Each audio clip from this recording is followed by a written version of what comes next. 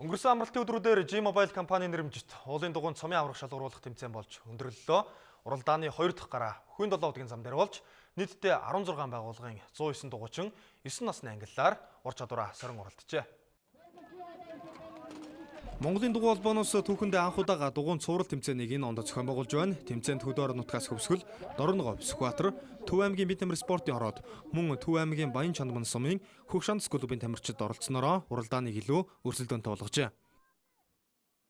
За Өсгөл аймгаас 11 тамирчин, 2 дасгалжуулагчийн бүрэлдэхүүнтэйгээр ирж оролцож байна. Хөгжлийн хувьд бол ер нь өндөр хөгжилтөд орно. Бас бус аймагуудыг бодоход яагаад тэгэхээр одоо Монгол улсын шгшээ багт байгаа тамирчдаас Өсгөл аймгаас одоо 2-3 тамирчин байна. Манай Өсгөл аймгийн биеийн тамир спортын газраас бид одоо жил болгон улсын аврагт ирэхэд дэмжлэг тусалцаа, бензин, унах унаа бүгдийг гаргаж өгдөг.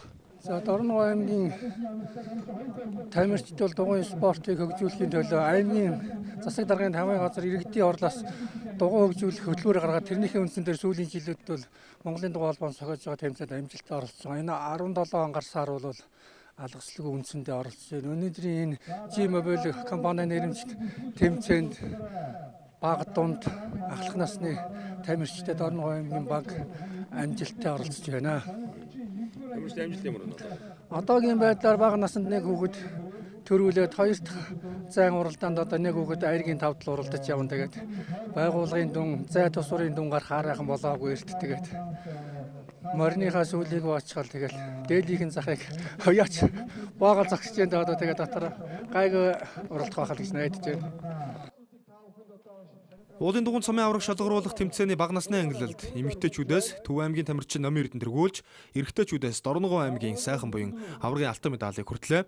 Тэгвэл өсвөр насны ангиллалд эмэгтэйчүүдээс Сонгон хайрхан дүүргийн Катя, эрэгтэйчүүдээс Алдрын спорт орооны Сүхбат нар 1-р байр чалгарчээ.